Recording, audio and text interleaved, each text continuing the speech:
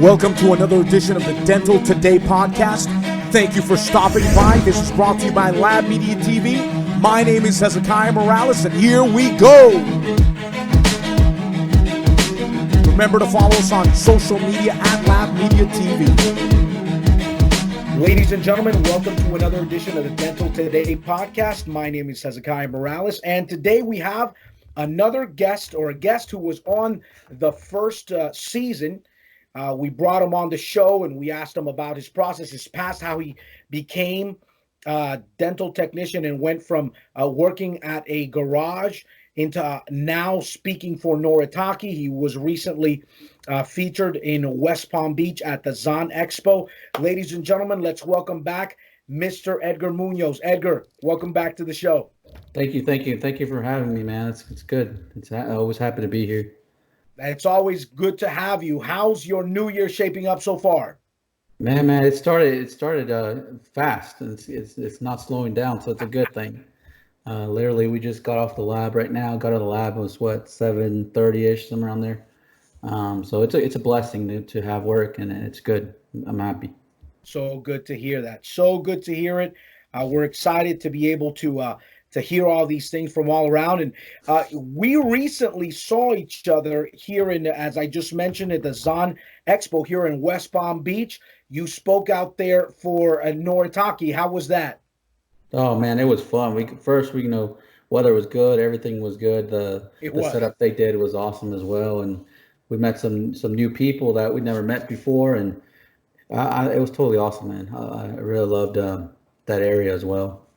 Yeah, then we actually hit the beach after a couple of hours on Saturday, and I did not know that you were a drone aficionado, but apparently you're now you have a YouTube channel dedicated to the shots that you get whenever you travel. What are you going to do with this? Is this a new hobby that you're picking up, or you just did it that one time, or what's the deal with that?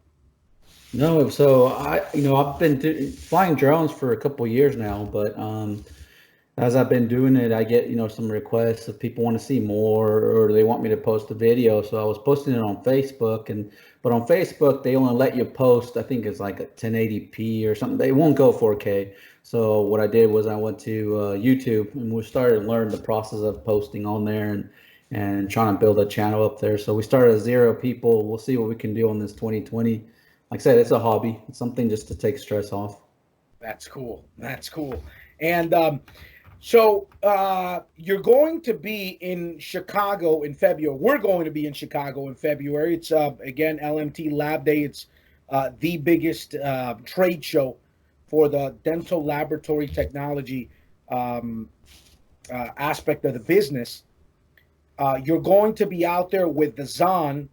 But before February, do you have any other engagements going on this month of January, maybe the beginning of next month as well? Yeah, we do. We started this year off. So we got some custom staining trips we have to do out of state, and then a couple of teaching things I'm doing extra on the side, and and then from there we go to Chicago, and then we got a couple more that are coming up as well. That's exciting. And you won't only be at the Zahn booth, and you're going to be working with Noritake at the Zahn booth. Am I correct? Yeah. We'll be at the Zahn ballroom, and then we'll be at the Noritake booth downstairs where all the vendors are. And then on Saturday we'll be at the McCormick Dentist finishing their convention. So we'll be there demoing some of the techniques for them since they're going digital, how to stain and glaze a little bit faster and make it look nicer, and just talking to these doctors, educating them on what Katana can do for them. Again, they have the block, which is the STML block, and a lot of them don't know we have other pucks in the lab, different strengths, different multi-layer translucencies. So that's what we go in there. We educate these doctors. That's amazing that we're seeing this relationship grow between dental technicians and doctors on another level, really. Oh yeah. You and I we spoke a while back about you taking time to really explain and go through your process when it comes to these staining and glazing and these simple processes that a doctor can have done in their laboratory.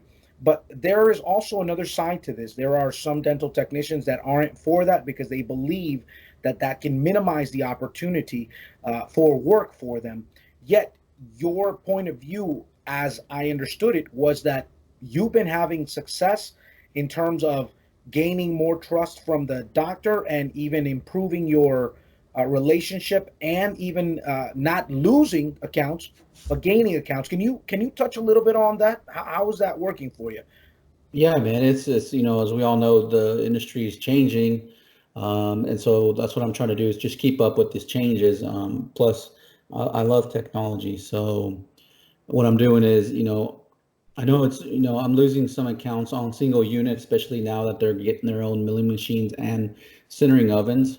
And I mean, some of these sinterings are even amazing. They're, 30 minutes, 20 minutes for a sintering, which we before used to take 10-hour sintering cycles. So again, they're doing their single units, and in return, I'm teaching them how to stain and glaze, how to finish these restoration a little bit more natural.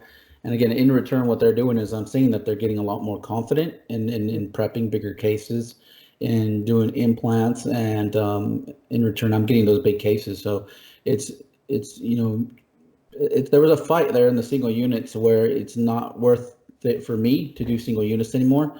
So again, I tell these doctors, look, I want you to do single units, and then we do the complicated cases for you. That's very interesting. Do you believe there is still a market for these single units? Yeah, they're always going to be because some doctors aren't, they don't want to invest a couple of $100,000 in equipment. So there's always going to be a market there.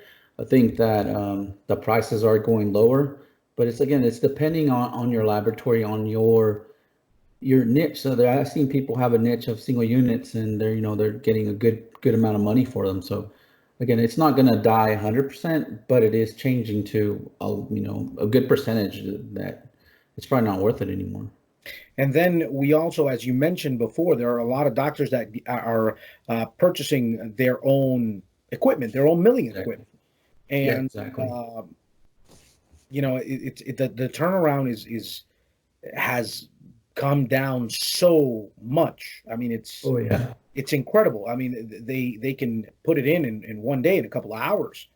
Oh Uh, yeah. So yeah, even on the katana side, so we've with our material, the block, the zirconia, um, from start to finish, we say in 2 hours is what between the prepping, the designing, the milling, and the sintering. So start to finish 2 hours. So a patient get prepped, go eat and get something to eat, quick buy or take a rest, and then come back in 2 hours and it's ready to go in the mouth. And in the past we've seen these restorations not look so great. So that's why I'm trying to help these doctors, again, educating them and making these look, like they're coming out of the laboratory. Again, it's something they're going to do anyways. And so we need to find another angle to have these doctors as a clients instead of losing them. So I think a lot of times we give up and we don't want to, you know, we don't want to do anything about it, and we lose these doctors. But they're not going anywhere. I don't care what any doctor says. You're not going to get rid of a dental technician. We're always going to be there, and they're going to need our help. So we got to be there. right. I agree with that. I definitely believe that the dental technician is evolving, has always evolved, Oh and yeah. is continuing to evolve into that technological aspect of the business, the digital dentistry. However, I do believe that a lot of the fundamental instruction that was given many, many years ago and has been passed down, and the developments and everything are still very, very relevant Oh yeah. to Yeah. this day. And I believe also that there is a need for the new generation of dental technicians. And when I mean new generation, I'm talking about new technicians, which there aren't a lot, right? We definitely know that, but those young people that are getting into technology and learning how to use softwares, they need these fundamentals so that they can effectively do their work. What has been your experience with new technicians? Or when I mean by new technicians, is somebody that's been in the industry for a very little time and all they know is digital.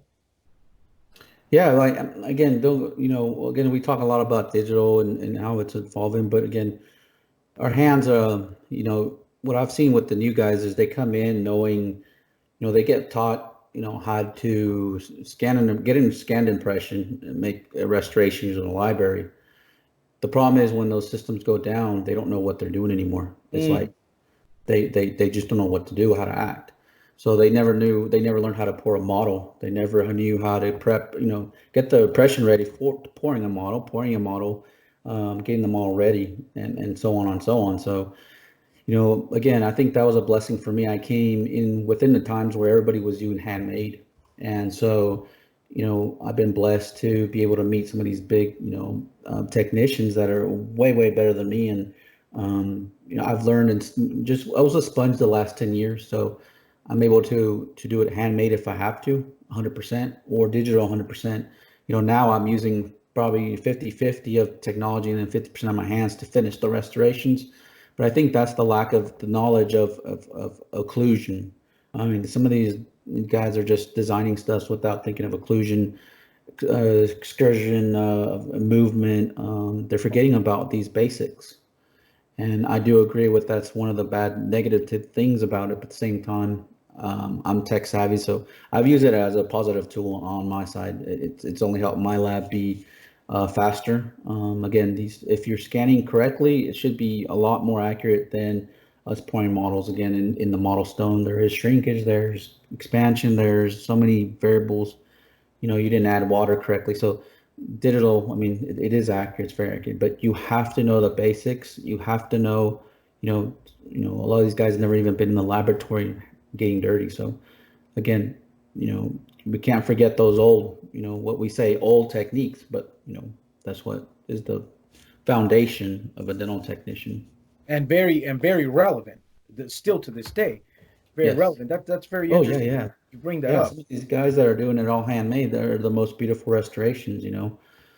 But again, technology's coming, and what are they going to do when everybody's using digital scanners inside the clinician's office? They got to learn what's going on as well, because that's just like the new side of the lab business. So again, even on digital, sometimes we 3D print a model and we still got to do a refractory. So you got to know how to cut the 3D impression and how to base it and how to do everything and process it. So again, we got to remember those basic foundation techniques that we used to do.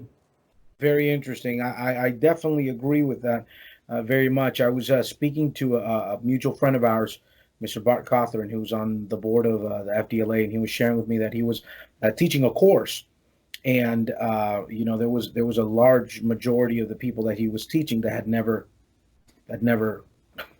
they had no idea. Yeah, they had no idea. Yeah, it's very interesting, very very interesting to see how this shift within the digital dentistry, let's call it, or technology within dentistry is changing so fast It is. that I believe it may be even hard or difficult or complex for the complete shift to happen. And it's all about growing pains right now. Oh We're at yeah, a yeah. very exciting time because, as you shared before, technology gives the smaller lab the ability to compete with the bigger labs. What has been your experience with technology? How has that helped you being a small lab in comparison to the larger labs, now being able to use a milling unit and all these other tools available to you? Yeah, so on mine, it's been a positive thing. Again, I started being a technician with 19 years ago, but my laboratory is about 5 years old. So I started literally, again, same story, $700, porcelain oven. 5 year later, we technology has helped me get, as far as I have, and now we have, scanners and mills in the lab. But there is a pain to going from hands, because I was used to doing everything by hand and going digital. Luckily, I love technology. I mean, you see me, everything that I use, drones and everything. But there is there is some things that are not there yet. Like I did struggle like inlays and onlays. I was 3D printing these models and my inlays and onlays weren't fitting. There were some adjustments you have to make. No matter how accurate these printers are, they don't get undercuts or they're not printing exactly to what you need. So there were some changes, there were some pains that we had to make changes, and but now everything's rolling good, and it's made me faster. I now don't have to, before I was outsourcing maybe 6,000 to 10,000 a month on copings and frameworks. So, Wow. and I was under, their time frame, their prices, and if they wanted to do it for me or not. So, but when the equipment went down in price, because before mills were a couple $100,000, and now we're seeing mills 20,000, 30,000, $50,000 mills that are 5-axis mills, and they're very good mills for. So it's even the playing field for us smaller labs, 1-man lab, 2-man labs. We're not at some other big labs again time frame or bullying us. So now it's easier for us to buy this equipment and do it ourselves. It's made me faster. There's accuracies in some places. So it's been a positive change for me. But I mean, it wasn't easy. And now that's why I'm here trying to teach people and trying to help them out to anything that I can. So one of the things that is very interesting when I speak with you is you have been a dental technician for 19 years. Yes. However, you weren't in the position that you're in. You haven't been rather in the position that you're in now, speaking for Noritake and being at the Zon Expo and people coming and asking you questions and you teaching people and possibly even correcting certain misconceptions about a process or a technique or whatever it is. It hasn't always been like that for you. No.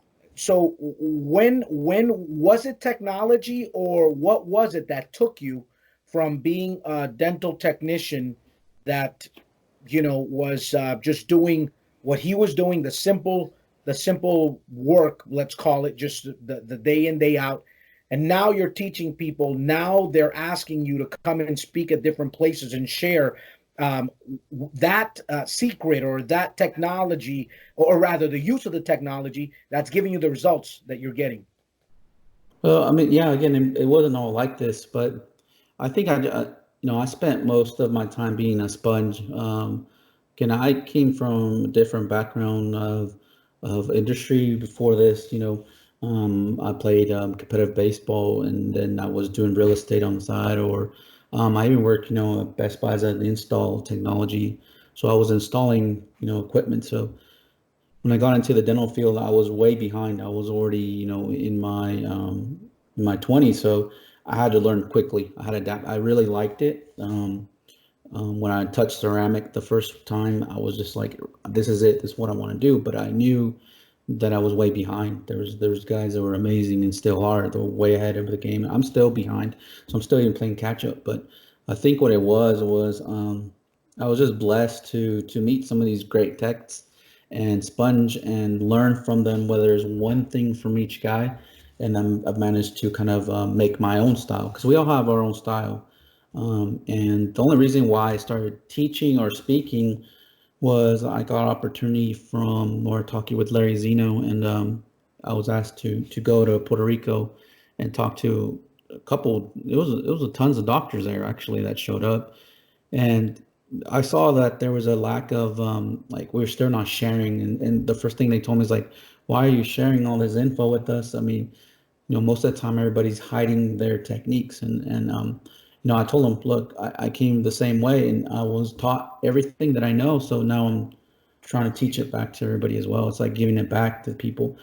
Again, if I was to disappear or retire from this industry or something happened and I didn't teach anybody, what's the good of it? We got to give back. There's more than enough work out here, but there was no secret. It was hard work to get here. It's sleepless nights. Sometimes I was getting 2 hours of sleep. Learning. I was, whether I was in the garage working or I was learning, I was reading books, I was, teaching myself. There's, I'm even in ExoCAD, I learned by myself. Just I just bought it and I started learning it. And then, just recently, I think it was like 2 years ago, a year ago, I went just to California to one of their ExoCAD courses. But, I knew it all really. But again, it's been all trial and error, sponging off other technicians, learning from them. And that's how I really got to this. But again, there was no secret, no nothing. It just happened. I think things happen for a reason, and now I'm out here just trying to teach everybody as much as I know.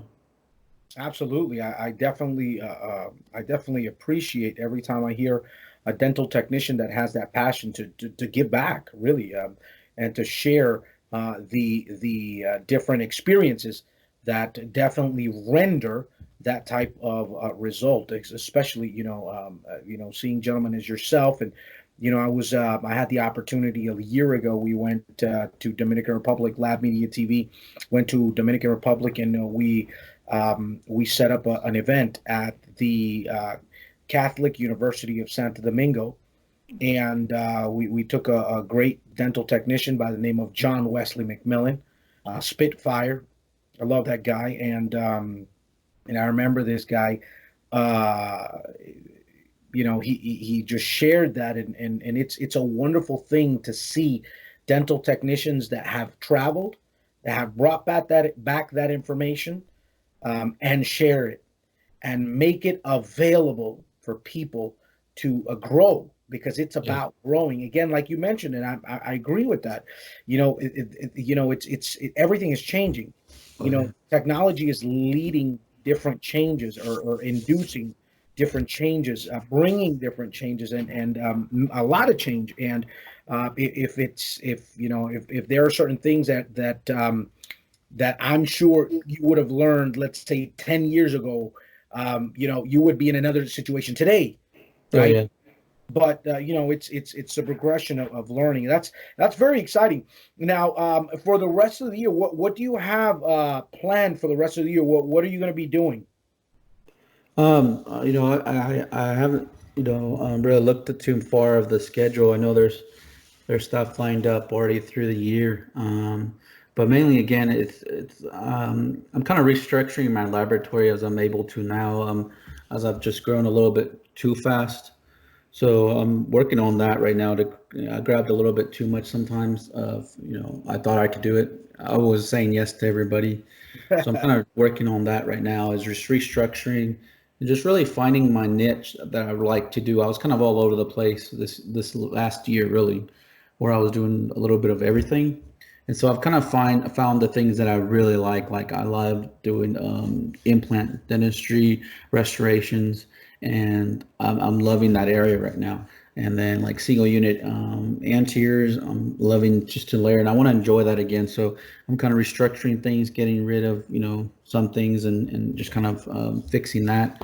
Then we'll be teaching again all through the year. Things just come up last minute as well. So I'm going to start being a little bit more active, also posting of where I'm going to be, what I'm going to be doing. Again, I'm not the best technician, but with the stuff that I know, I'm willing to share with anybody. So if anybody has questions, they can always ask me. I'm always here. You don't need to go to a course to ask me. So, because I know there's younger guys coming behind me, and I remember when I was coming behind, and I used to look up to technicians, and at that time they weren't sharing as much. It was I don't know, most of the time you would ask a technician when I started, and they were hiding. I started a big production lab, so everybody was trying to fight for that extra 10 cent raise. So nobody was sharing their technique. So, now I'm able to, so I'm going to do it. But that's our main goal this year. There's nothing really big that I have yet. I actually need to sit down and probably look at the vision board again, and redo that vision board, because it's in the back. I actually just cleared it out. You can see it in the background. It's empty, like literally empty. I just took everything off. So we're gonna sit down and do that this couple of days. And you mentioned this whole thing with the 10-cent raise and everything. Dental technician, or dental laboratory professionals, dental technician professionals are definitely professionals. Oh, yeah. I mean, a dental technician is a professional. Of course, we all agree that there are different degrees, right, to the Oh yeah. level of results that are achieved or rendered. But however, I do believe that the dental technician is a dental professional. Um, what took you from, fighting for that, uh, let's say that 10 cents raise, as you mentioned a second ago, and now where you're owning your own lab, and you're having these types of conversations with doctors? What took you there?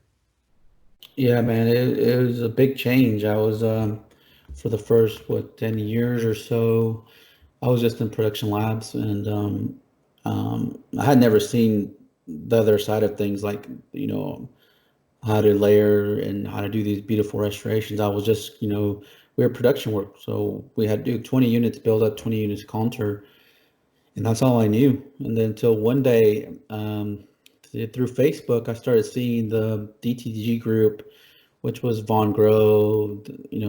I don't know who the actual real creators were. I know Von Groh and Bill Maris, and there's a couple other technicians. They were sharing. They were showing these awesome restorations. So that opened my eyes. I was like, whoa, there's like this whole new world out there. And so I started trying to layer things in the production lab, but it didn't work out. They didn't, there's because I mean, you totally see, you're like, they were wowing on the restorations, but I was only making like two or three of them when I was supposed to be making 20. So it didn't work out, and I literally got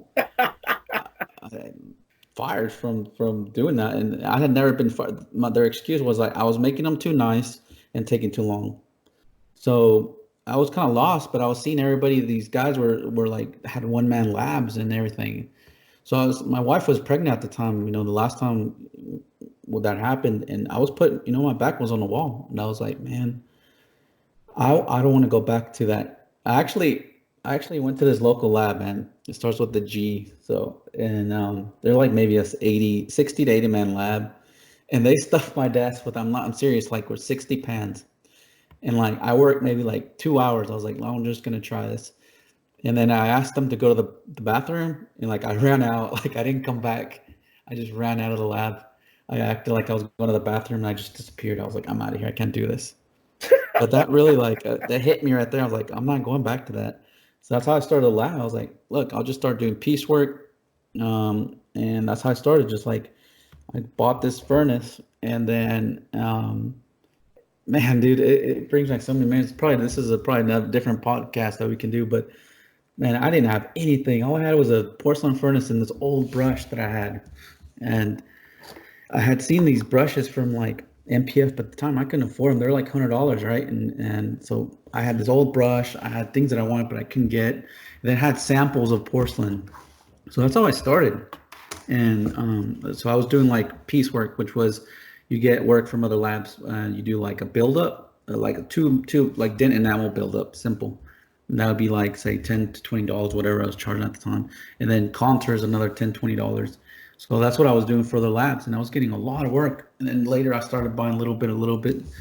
But man, it's been a long journey. It wasn't easy, and it was just like I said, it's been hard work to get here. But it's that's how I started the lab. It really wasn't because I just had to. I was just put in that position. Either I could have just sit there and cried about it, or again, I just said, look, I'm selling this, this, and this, and we're going to start this journey, and that's how it happened.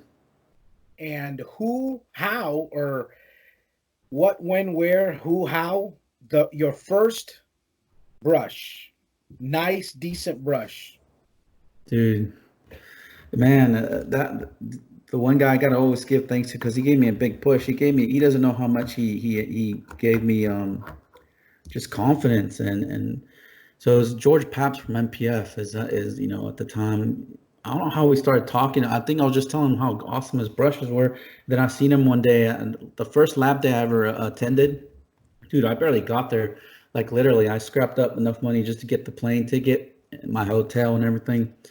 And my goal was like I was gonna go see these great technicians, and I did. I was able to see a bunch of them, and then I hit at the time it was George Paps, and they were kind of meshed with Harvest Dental, and so I started talking to Sasha and George gave me one of these brushes, man. and just these MPF little brushes here. And he's like, try it out. It's like, how much do I owe? He's like, don't worry, just try it out. And, you know, somebody like me that got that, I think I went straight home and started using that thing. I still have my old, like, things like 17, 18-year-old brush, but now I use these MPFs, and you know, I've been blessed now to be able to get these. And George has, you know, really also, he gave me so much support.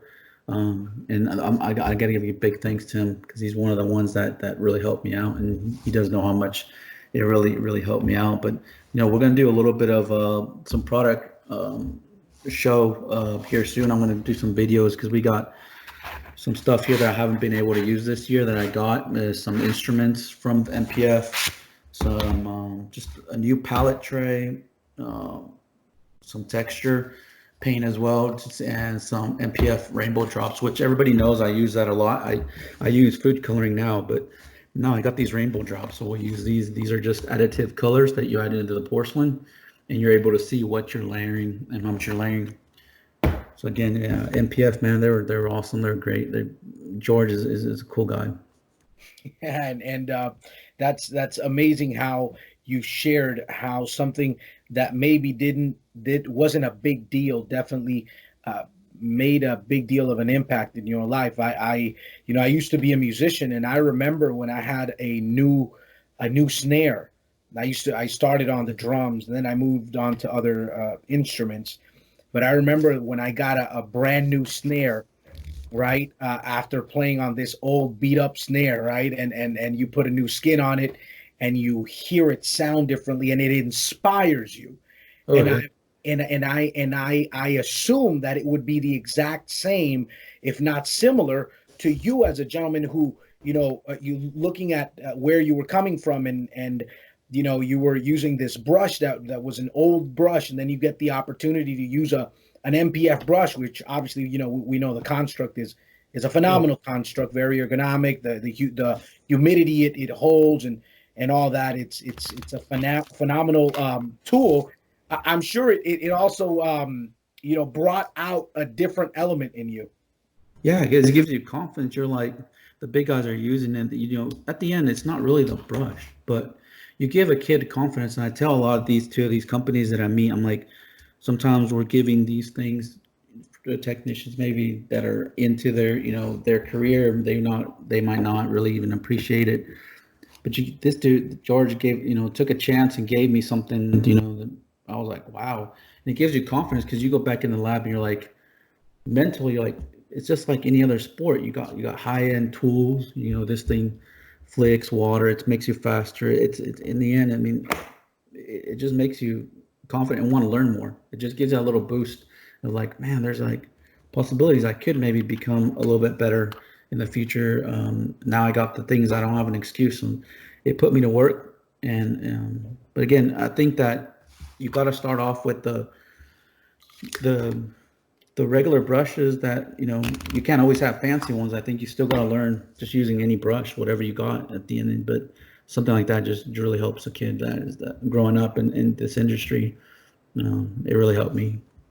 That's amazing. And but you're not only with the brushes and everything, you're also into technology, which we were talking about recently, but also you are you mentioned something about building something and posting that on YouTube. Tell me a little bit about that, because that sounds very exciting. Oh yeah, I was talking to you. I got so many projects. Those are projects too that I got to do. Just right now with the whole New Year, Christmas, I haven't been able to do it. But so again, remember, I come from nothing. So even now, just because I may have the money or the opportunity to buy something, and I don't, if I can build it, you know, before I was building things, man, I was building just my own palettes. I was building my own little something with glass, or my own spatulas out of old zirconium. So I was showing everybody I've been purchasing, you know, I'm in the 3D printing, but my curing lights are just dying like crazy. And I started like rebuilding them and breaking them up and trying to learn them. And so I started learning of what's in the components. And so I started like just buying stuff on Amazon, and I built two of them already, two curing light units. So I'm going to show people how to do it. And they're about maybe 50. I'll post the links up so people can have the exact items. but it cost me like $50-$60 to build these things, and I was paying $500 for them. So they're curing my models exactly. I looked at the lighting; it's the exact same lighting that they're putting in these systems, and everything's going good. I'm kind of working on the curing times and stuff, but it's just little stuff that people can do at home. Not everybody has the opportunity to buy everything, and so things like that I'm going to start doing is just teaching people how I got through. Sometimes people say it's I guess they look down onto it, but remember, not everybody has the opportunity to buy everything. So if I can help anybody get into this industry at a cheaper price, let's do it. So I'll get that done here soon as well. There's other projects that I have too. Again, it's just time. It's like, I apologize too, because I know I posted that maybe a month ago. So once I can get that going, I'll get it up. That's fantastic, and I'm looking forward to seeing those videos. And we have a collaboration pending as well. So, ladies and gentlemen, stay tuned, because we have a collaboration with Elite Dental Laboratory, or Elite Dental Studios, excuse me, and Mr. Edgar Munoz. Edgar, it's always a pleasure having you on the show. I'm always inspired by hearing your story, hearing how you continue to push forward and have a hunger to learn. And it's very inspiring to me. I'm not a dental technician, but it's very inspiring. And I look forward to seeing you in Chicago, brother. Yeah, and we'll be there. Everybody, I'll post our schedule, and also my colleagues' schedules. There's going to be a lot of us, our Nortucket guys, Sean Pond, Sean Park, Gene, Chia, and then there's going to be a couple more guys that are coming as well. I'll be there. I haven't looked at the schedule 100%, but that's kind of what I saw. And then just remember, just go out there and just meet people and learn. Just learn one thing from everybody. We'll show you something, and we'll get it going. And again, just go learn, meet people, and have fun. I'm happy we'll be there. That's fantastic. Ladies and gentlemen, it's been a pleasure. We will see you next time. Once again, Edgar, thank you for coming on the show. We will see you soon. Ladies and gentlemen, till next time. I'm out.